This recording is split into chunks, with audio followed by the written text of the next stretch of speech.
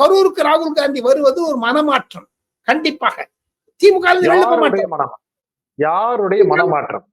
ராகுல் காந்தி மனமாற்றம். கட்சி வளர்க்கிறார். கட்சி 2029 நம்ம பிரைம் மினிஸ்டர் ஆகணும்னு துடிப்பு. இந்தியாவிற்கு ஒரு பிரதான எதிர்கட்சி தேவை.